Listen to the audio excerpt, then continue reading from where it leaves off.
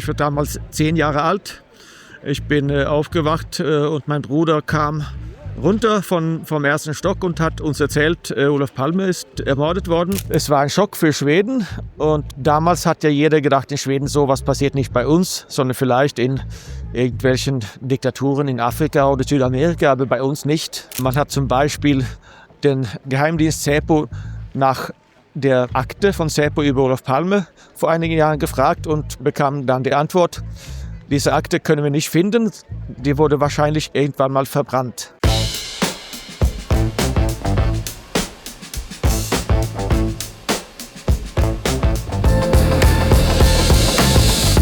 Gegen den Strom.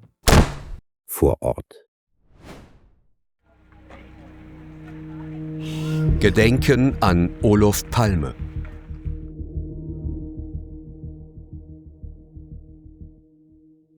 In Stockholm haben am 28. Februar 2026 etwa 300 Demonstranten an die Ermordung des ehemaligen schwedischen Ministerpräsidenten erinnert. Mit einem Fackelzug machten sie darauf aufmerksam, dass die Bluttat vor 40 Jahren, am 28. Februar 1986, noch immer unaufgeklärt ist. This is the day 40 years ago where Swedish Prime Minister Olof Palme was killed on an open street in the middle of the night, shot in the back, executed. And this murder changed not only the lives of Palme's family, but it changed Sweden.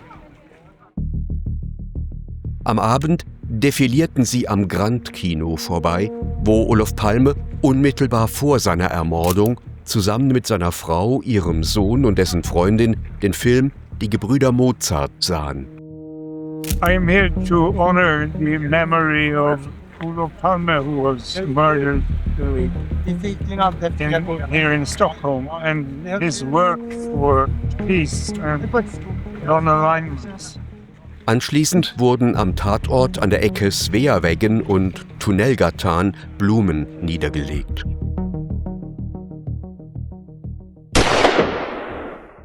Zeugen sahen, wie der Täter über die lange Treppe der Tunnelgatan floh. Bis heute ist er nicht gefasst. Die Demonstranten sehen in den langjährigen Ermittlungen eine Vertuschung. The thing is, we still don't know who the murderer is. Because, as with all big crimes, like Kennedy, like Nord Stream, like Palme murder, those crimes which are so big that the people are not allowed to know the truth. Vor 40 Jahren wurde der schwedische Ministerpräsident Olof Palme ermordet. Du gehörst zu jenen, die immer noch daran erinnern. Was macht den Mord an Olof Palme heute aktuell? Ja, erstens, weil er noch nicht aufgeklärt ist. Und ich weiß ja noch, wie es an diesem Morgen war. Ich war damals 10 Jahre alt. Ich bin aufgewacht und mein Bruder kam runter vom ersten Stock und hat uns erzählt, Olof Palme ist ermordet worden. Und mein Stiefvater hat gemeint, über sowas scherzt man nicht. Aber es hat sich herausgestellt, es war ja kein Scherz, sondern wirklich todernst. Und es war ein Schock für Schweden. Und damals hat ja jeder gedacht, in Schweden sowas passiert nicht bei uns, sondern vielleicht in irgendwelchen Diktaturen in Afrika oder Südamerika, aber bei uns nicht. Wir waren ein friedliches Land und seitdem ist Schweden anders geworden, leider. Schweden war damals ein neutrales Land. 2024 ist Schweden der NATO beigetreten. Begann diese Transformation mit dem Mord an Olof Palme? Schwer zu sagen, aber erstmal muss man auch sagen, Schweden war damals ein neutrales Land auf dem Papier. Aber wir waren ja immer noch schon, wir haben viel zusammengearbeitet auf militärischem Niveau und so weiter mit NATO. Also von daher, wir waren offiziell neutral, aber trotzdem ganz deutlich auf der Seite von der NATO. Aber ob wir jetzt der der NATO beigetreten wären, wenn Olof Palme noch am Leben wäre, oder weiß ich nicht. Aber klar, es kam damals eine Veränderung in Schweden und ich glaube nicht, dass Olof Palme mit seiner Arbeit für Frieden, für Dialog zwischen den Großmächten so gerne gesehen hätte, dass wir dem NATO beitreten. Aber es ist natürlich Spekulation auch. Was ist das Ziel dieser Manifestation, der Demonstration heute hier? Ja, wir sind ja ein Netzwerk, Palmemordet 40, also Palmemordet 40. Und wir wollen ja halt, dass das schwedische Parlament und die schwedische Regierung eine Wahrheitskommission einrichtet, damit der Mord an Olof Palme hoffentlich mal aufgeklärt wird. Nicht in erster Linie, dass jemand verurteilt wird, sondern dass wir wissen, wer oder welche stecken dahinter, warum, und damit wir historisch das hinter uns lassen können. Und wir wollen vor allem, dass so eine Kommission auch Zutritt zu verschiedenen Organisationen wie den Geheimdiensten bekommt. Diese Zutritt hatte die Ermittlungen eigentlich eher weniger. Man hat zum Beispiel den Geheimdienst Säpo nach der Akte von Säpo über Olof Palme vor einigen Jahren gefragt und bekam dann die Antwort, diese Akte können wir nicht finden, die wurde wahrscheinlich irgendwann mal verbrannt.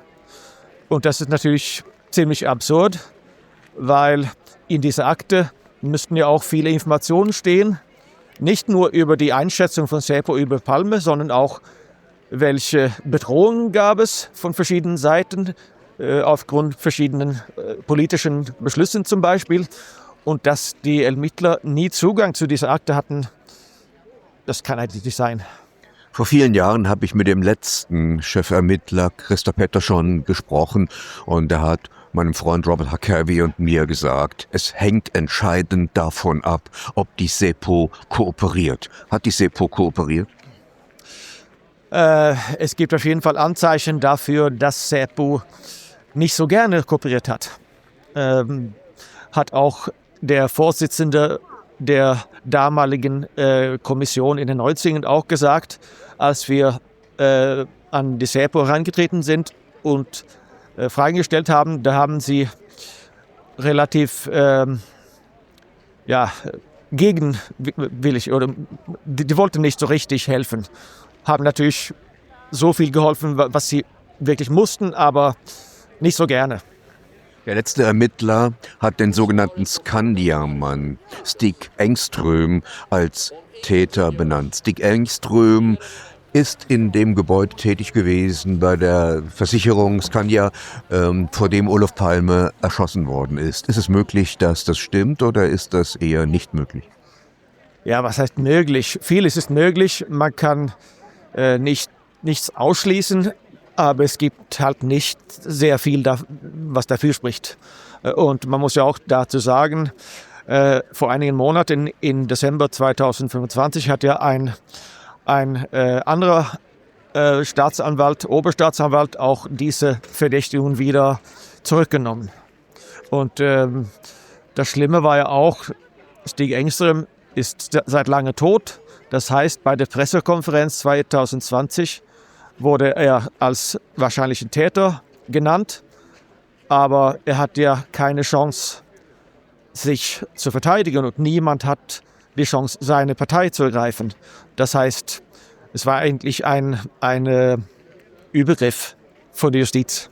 Henrik Söderström das ist der Sohn des Polizisten, der mutmaßlich als erster am Tatort war, Gösta Söderström, hat einen Artikel geschrieben, 40 Jahre Mord an Olof Palme, 40 Jahre Vertuschung. Würdest du das auch so sehen? Schwierig. Also es gibt auf jeden Fall Anzeichen dafür, dass manche Sachen vertuscht wurden, beziehungsweise dass man sich an manche Sachen nicht herangetraut hat. Zum Beispiel überhaupt die Existenz von der Stay Behind in Schweden, was natürlich auch für uns in Schweden vielleicht noch empfindlicher war als in anderen Ländern, weil wir halt neutral waren auf Papier. Also, dass wir damals trotzdem eine Stay-Behind-Organisation hatten, der irgendwie auf jeden Fall Verknüpfung zu der NATO hatten. Das war natürlich damals sehr empfindlich. Und egal, ob jetzt die Stay-Behind hinter dem Mord steckte oder nicht, Ermittlungen darüber wurde ja die Existenz von der Stay-Behind-Organisation in Schweden publik machen. Und das ging natürlich nicht. Und allerdings kann man natürlich nicht sagen, dass alles eine Vertuschung ist, aber es gibt auf jeden Fall einige Sachen, die dafür sprechen, ja. Deine Hoffnung, dass der Mord aufgeklärt werden kann? Ja, es kommt darauf an, wie man das meint. Also ich glaube nicht, dass irgendjemand mal verurteilt werden kann.